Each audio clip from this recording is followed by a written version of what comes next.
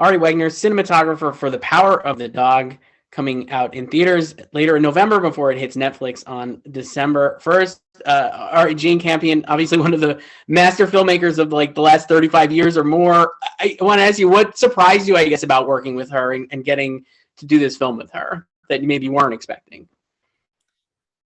Yeah, I mean, every director is always a surprise. I think even if you've worked with them before, this is my first time with Jane, and obviously, I mean, I was a huge fan of hers or fan of her work.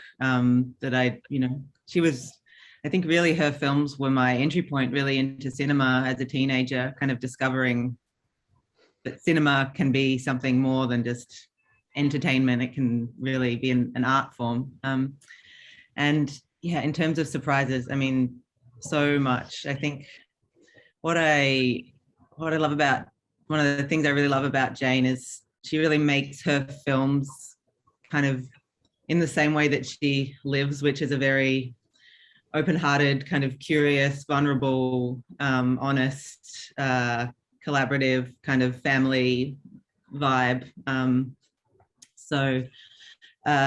Just I think seeing that, I guess when you're making a film, you have to decide obviously how you want it to look, etc. But then there's also how do you want to make it? Like, how do you want the shoot day to feel? What works for a director? What do they need to feel like they're comfortable and in a place where they can be creative and have freedom? And Jane's so amazing at being able to articulate upfront what she needs, what she wants, and kind of set those in motion in a very early way. I learned that was a kind of beautiful surprise and lesson. And then as well, I think just working with her, we did a huge amount of prep. We prepped for almost a year, which was, again, one of the things that she very early on said, I need this, is what I really want. This is how I would think I can make this film in the best way, to not just have a DP start, 6-8 weeks before, but to really be with them for that whole time, to know that the ideas that you're shooting, they're not a first draft, they're something you've really kind of gone over and over and explored every possible option. So definitely in the pre-production process, seeing how she worked is very, again, like just the idea that creativity is a kind of, it's a very like delicate thing, and you can't push it. You can't force yourself to come up with a solution right now. So there'd be times where we kind of boarding and working really hard and come up against a problem. And in the past, I think I would usually just keep pushing till you kind of try and find a solution. And Jane would say something like, do you have your swimsuit with you? Should we go for a swim, or let's go for a walk, or I think it's time for a nap? Those kind of really different way of approaching work, and actually that can be really productive, that kind of stepping away can be a way to overcome a hurdle rather than just trying to push. And then I think also that, I don't know, you watch Jane's films and they seem so planned, so specific, and we definitely wanted that. We wanted to arrive on day one with a really clear plan, but also that, how do you do that and then be open to something that could happen, and stay in touch with your kind of gut feeling, even with the pressure of all the people that are there, and to have the courage or the foresight to stay in touch with your gut and be able to say, yeah, I know we planned this thing with this crane and someone traveled from really far to bring the thing for this special thing, but actually I think it's not working. I've got this, what it's lacking is this, and let's do this instead, and not dwell on it or kind of judge it or feel apologetic, but just say this is better. And that was really kind of a beautiful, I guess, surprise and an amazing lesson to learn. No, that's awesome. The movie, obviously, I love it's set in 1920s Montana. I know you shot in New Zealand, filling in for like that American West frontier. The landscapes are so vast and beautiful, and then you have these every performance is so nuanced and subtle and like internalized. And I just was like, it blew me away how you're able to balance the vastness of the landscape with like these very, very subtle performances. And can you talk a little about that and not losing the performances within the landscape, I guess? Yeah, I mean, for me, the film is always about kind of big and small. It's this vast place, but what's really of interest is these tiny little nuances and the what's very kind of Jane's real skill. And we think about all the iconic Jane Campion scenes that you love. It's really a few people and the energy kind of between them, and the subtlety and the nuance and the ambiguity.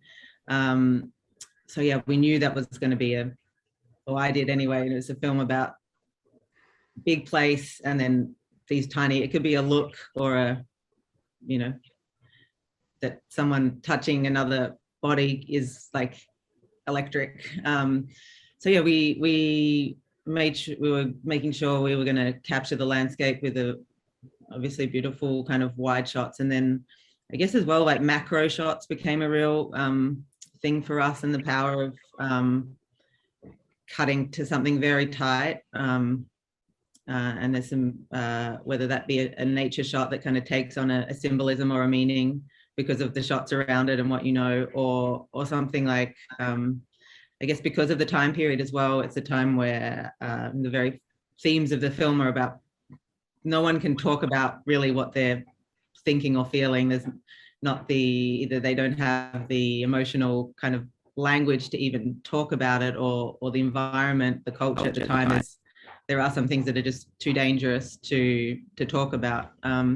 So how do you shoot a scene which is kind of like, maybe we think of it as it's a dialogue scene, but what do we to shoot that like a love scene? So to see someone rolling a cigarette or doing the rope, these very kind of sensual shots, and to kind of imbue some of that sensuality into an action which is otherwise wouldn't have that kind of emotional electricity to it. Yeah, I think that's kind of the, I guess, big and small, so like wide and tight really is the kind of crux of it. The other thing I want to ask you about, from obviously, so it's the Burbank brothers are played by Benedict Cumberbatch and Jesse Plemons. They have this massive mansion that's like in the middle of nowhere. I love the way you make it. It just looks so it's so big and like, but like so run down. I guess can you talk about like shooting inside there and like making how it just feels so cold, for lack of a better word. It's incredible that you're able to accomplish that through just the visuals. So I guess, can you talk a little about that? Yeah, the house was always going to be a big thing. It's described very kind of beautifully in the book, and it really is kind of like a boat on the ocean. It's kind of in the middle of nowhere, and this kind of strange luxury bubble bubble of wealth that's kind of in this very otherwise brutal kind of dusty environment. So it's also a place that like Jane's films, I think, and particularly this one, there's always a kind of a friction between masculine and feminine. And for us, the house was it's a place that's been devoid of any kind of feminine touch or any maternal love or any kindness, or kind of, that's all kind of being drained out of it. So we got very specific with the I guess even just even what you can say with kind of furniture. It's this kind of weird mismatch of luxury, but a bit of neglect, or no one really turns the lights on anymore, or kind of it's all a bit, there probably was a time where it had a different vibe, and things have just gone a bit weird.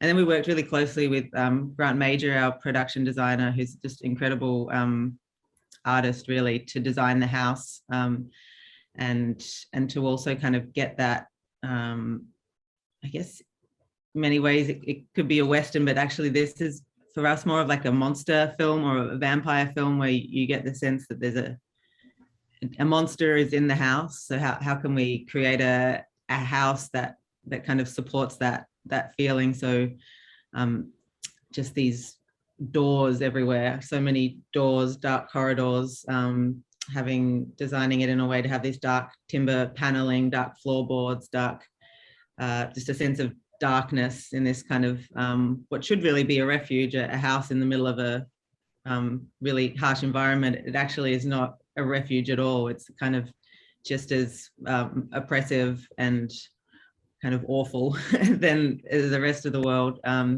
And again, the way we kind of designed it with these very specific, I guess we had quite a few shots in mind even before we started to build and design. So knowing that, for example, we wanted Phil to be Benedict's character, to be able to be looked down on Rose, Kirsten's character, playing the piano, and to design it in a way that he could always be kind of looking down on her from a window to outside, or up on the from his room down, and that she's kind of this little kind of animal, a bit like the rabbit that you see in the other scene. She's kind of trying her best to find a safe place, but there isn't one. So yeah, it's a very holistic kind of thing, from design to shots and how that all works together. But yeah, I can't praise Grant's work enough. Just really, that house is, I mean, it's the work of a beautiful architect to design a house like that, and a house that is really designed for camera. So having a designer that can work with you to think about, what aspect ratio are going to be, what kind of lenses are you going to be using, and from that inform, well, what should be the scale of the rooms to give that impression, so it feels big and kind of cavernous, but also claustrophobic. How high should the top of the doorways be? How high should the ceiling be? All those kind of things. And I guess when you've got a year to plan it, you can really get deep into the delicious details of how to create a space that can really support the story. Yeah, I mean, I think that definitely comes through in the finished film as well. Ari Wegner, Power of the Dog, out later this month, on November in theaters and on Netflix December 1st. Thank you so much. Thanks, Christopher.